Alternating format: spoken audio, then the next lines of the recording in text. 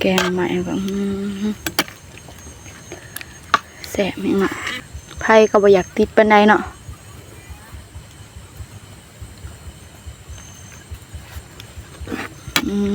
เป็นตาแสบแห้งพอแกงเฮาน้ำใหม่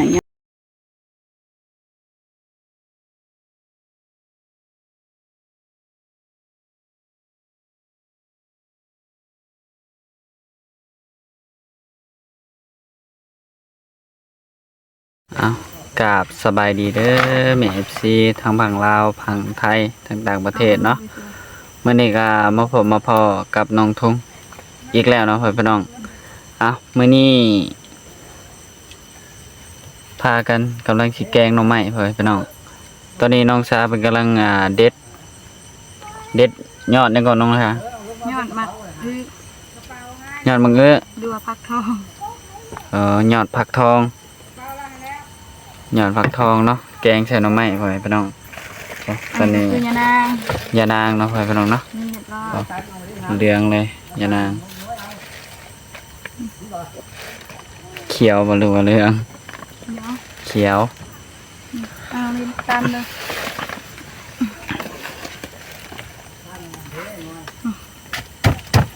เอาลงตามไปลงกระดังมันว่ากินน้ำใหม่คือเก้าแต่ว่ากินคนละแบบแต่ว่าขึ้นหลายใช่ปะฮะยังไงครับยอดผักทองนี่แล้วขึ้นหลายใช่ปะ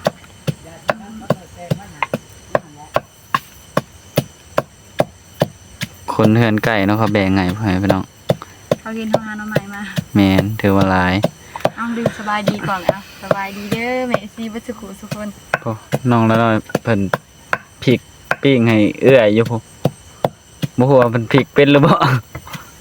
สุกอยู่บ้านน้องละน้อยได้บ่ปะเลยได้บ่โอเคโอ้น้องลินเอาสบายดีน้องละน้อยกับน้องลินสบายดีเอาตอนนี้ก็ทางน้องสาเพิ่นกำลังเด็ดแกงโอเคเนาะตอนนี้กำลังเด็ดอยู่เอาแบบหยาบๆเนี่ยจักหน่อยก็ได้ยอดอันนั้นมันนะไอ้ทงหมักหยาบเนาะมันจะแซ่บหยาบสุดหยาบจนฮักบ่ได้แล้วนะป้าโถแขวไอ้ทงดีแต่ว่าแค่บ่ดีแต่ว่ามากินแบบหยาบ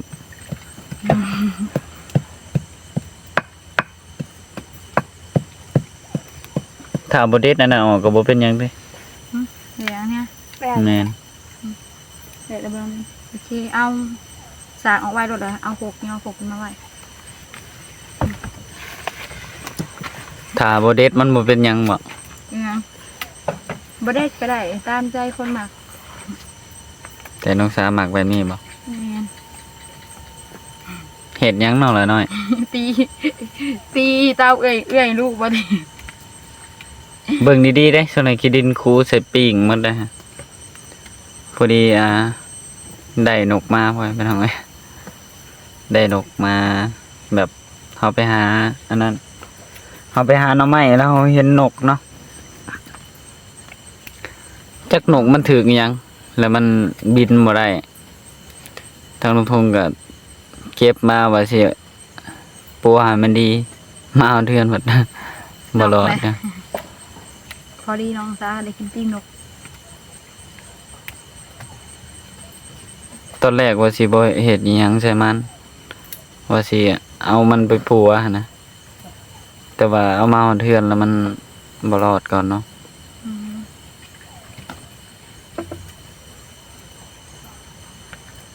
ปกติก็แบบบ่มีไผคอยอยากอันนั้นปานใดบ่มีไผอยากเด็ดปานใดปกตินะแม่นเขาทิ่มคอยเห็นแต่ทางนี้เจ้านี่ทิ่มสิเบิดคายมันเลยเด้สิเป็ดนี่หยังมันคายคอต้มใส่น้ำแล้วก็บ่ได้เป็นหยังได้ค่อยก็กินไปเลยเ าบ่ได้ไปซื้อผักขะแยงเนาะแกงแบบบ้านๆบ่ได้มีผักขะแยงบ่ได้มีหยังเนาะ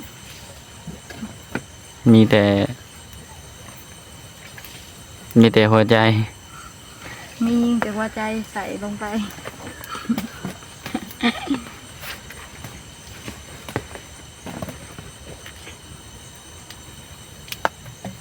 ปิ้งใหม่เราไปจ้างน้องแล้วหน่อยหากระปิ้งนี่เมื่อกี้นี่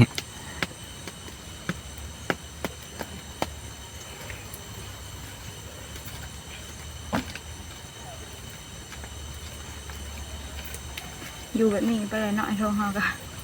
หากินตามธรรมชาตินี่แหละมีอะไรก็กินอันนั้นผ่านชุดนี่ก็ลงหาน้องภูผาแล้วเนาะ ตามสุดก็ทางน้องทงก็ได้ลงไปหาน้องภูผาแล้วเต้านี่แหละสุดเต้านี่เนาะเอ๊ะคือว่าไฟแตกถึงใส่ฐานรู้แล้ว โดน ไฟแตกยำๆนะ โดน เดี๋ยวจังไปตบมันก็ได้จังหน่อยเอาน้องละหน่อยมันก็ไปเลยแนมมึง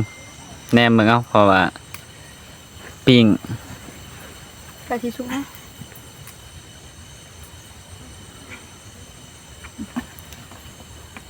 บ่แม่นมันถึงระดาเขาแล้วก็รุดไปบ่รู้ว่าจังได๋วะ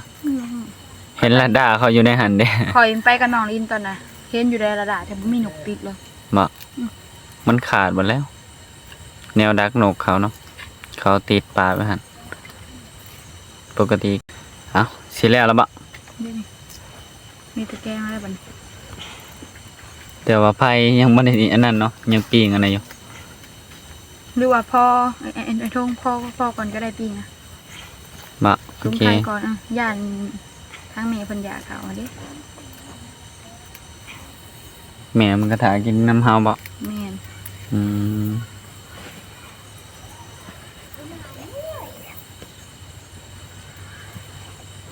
แล้วไอ้ทงประชุมไทยนะ โอเค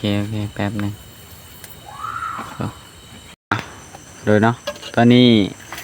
กำลังสิพากันข้างมอแหละทางน้องทงกับดังไฟเรียบร้อยแล้วเนาะพี่น้อง ทางน้องทงรุ่นเห็ดเต้าเป็นนี้เลยเนาะ เปิดไพ่โคมเจ้าน้ำบอก สูตรเจงเนาะเปิดเพิ่ม แต่มันเหลื่อม เป็นงานแม่นางลงเนาะเป็นตาแสบไว้ทงน้ำแม่นางเขียวขึ้น เป็นแต่แสบมาเลยพอ น้ำบไดปรุงเลย เขียวงามมาเลย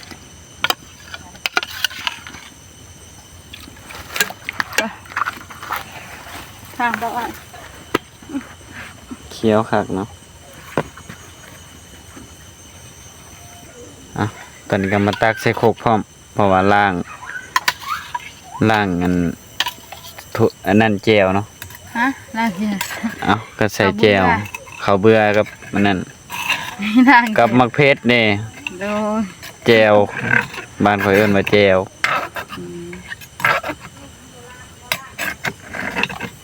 ลงไปเอิ้นตามบ้านเนาะ ไอ้ทงงามอ่ะ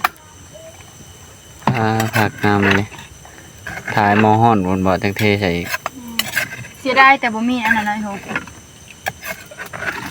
อันเนี้ย ผักขะแยง บ่ โดน ผักขะแยงกระดูกหมูผักเลย กินจะมามีไปหนึ่งแล้วก็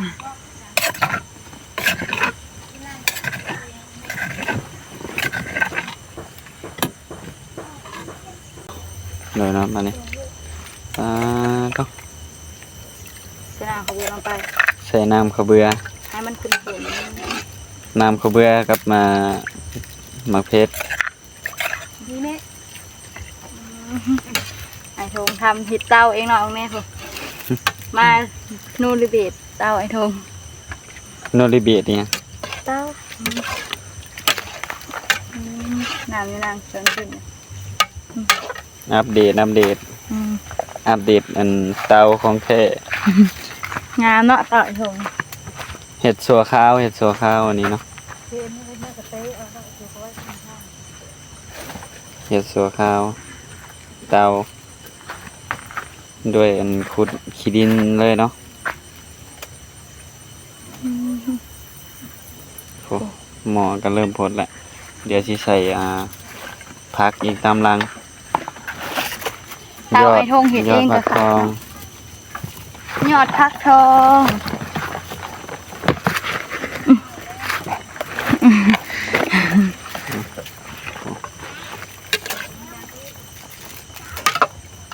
น้ำน้อยเกินบ่อยทงเรือพอดีเนาะ ได้แล้ว มื้อเฮาสิกินข้าวกับหยังล่ะ บ่ฮู้คือกัน มีแต่หาเนาะ อืม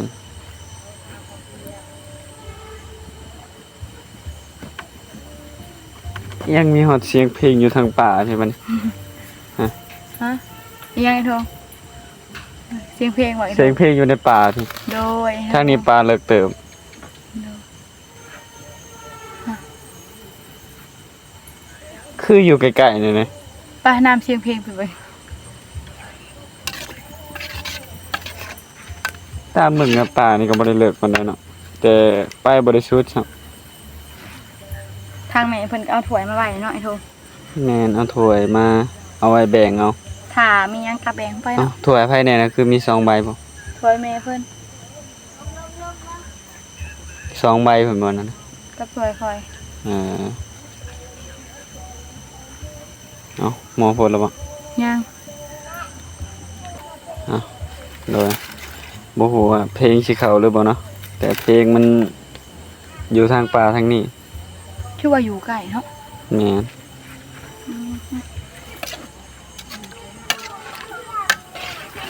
อึบตะควันถ่านเนาะหนังต่ำมันมีควันถ่าน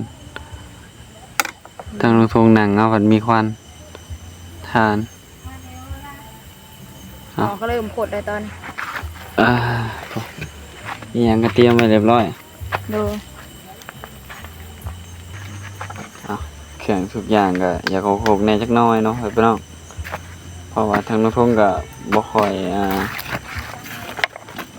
อยู่เฮ็ดอันนี้ปานใดมีแต่ไปทางอื่นตลอดบางทีก็เล่นๆไปหาอยู่หากินแหน่ ให้น้องรีดเพิ่นเผาถ่านให้น้องมัน แม่นทางลงทงก็ไปทางอื่นนํทางลงทงก็สิแล่นไปหาหม้องที่จุดถ่านใหม่อีกเพราะว่าทางพ่อเฒ่าก็สิมาเบิดเดือนนี้เนาะพ่อเฒ่าสิมาเลย แรกๆเพิ่นว่าสิอยู่เบิ่งหน้าร้านติ แม่น เป็นเมื่อดำนาก่อนเนาะ เพิ่นเมื่อลำหน้าแล้วก็เพิ่นก็มาอีก ดู เพิ่นก็สิมาละใกล้สิมาละเบิดเดือนนี้คือว่าแม่นบ่แม่นก็บ่ฮู้เพราะว่าถามจากแม่ครัวอันจะมั่มหรือว่าเมียอันจะมั่มเพิ่นนั่นแหละ ทางทนก็เอิ้นว่าแม่ครัว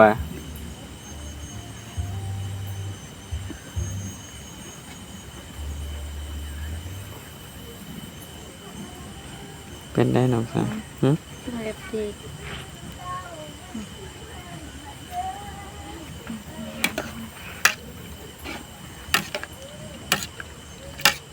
หนานยางเขาแซ่บเป็นสายหนานยางเสียง ไปเดี๋ยว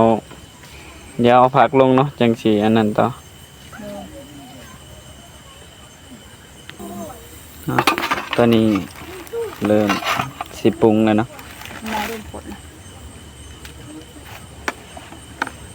แล้วก็เอาเป็นมาลงเลยเป็นมาหอมมิดหน่อยเนาะลงไปถ้าพ่อเขาก็จึงเพิ่มจะตำรางหน่อยดู นี่ อาจจะเป็นน้ำตาลน่ะ ใช้น้ำตาลหอมบ่ ใส่น้ำตาลเนาะเจ้าแกงจะไปใส่น้ำตาลน่ะ เคยบ่เคย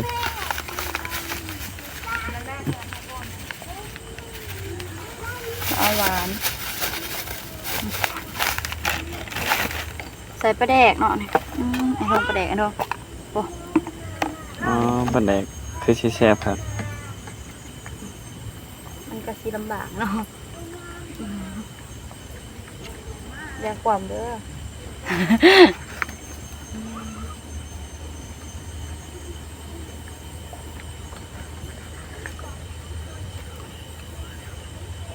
ปลาแดกเอามาแต่บ้านตอนไหนเนาะไอ้ทง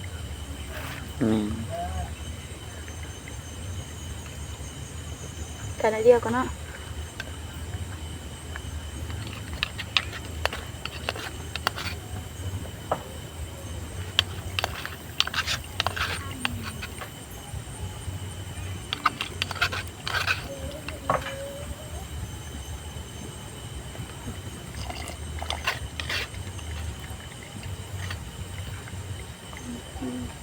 กุ้งเหรอ กินปลาแดกกุ้งหมด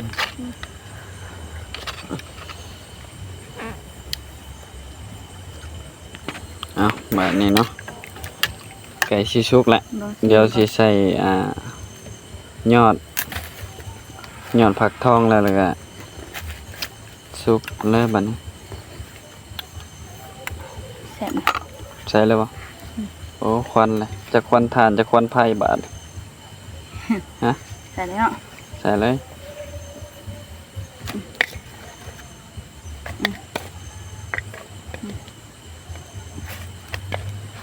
เป็นควันทานเนาะหรือควันไผ่ ควันไผ่เนี่ยไผ่มันเบียดติดเลย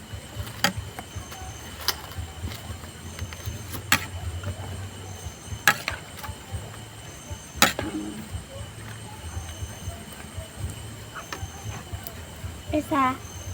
เอาไปเนาะ จะควันทานจะควันไผ่เนาะไปน้องจะควันเตาถ่านจะควันอัน ดับไปเลย เตาไผ่อันนี้ ดับตลอดเลย เป็นอย่าง โอ้ยสิได้กินอยู่บ่แบบนี้เนาะ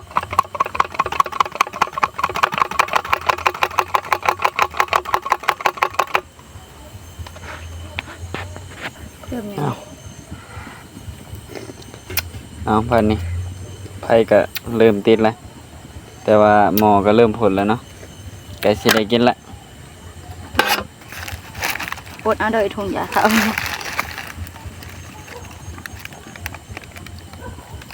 ใส่เกลือ ตื่มเกลือบ่บัดนี้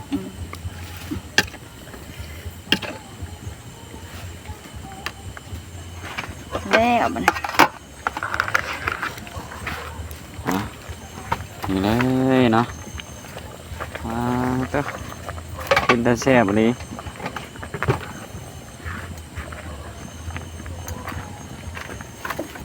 เอาแบบนี้ก็พอเตาไอ้โถเก็ดเองเนาะเตาโถแกงใหม่ก็แสบแม่งเนาะไผ่ก็บ่อยากติดปานใดเนาะ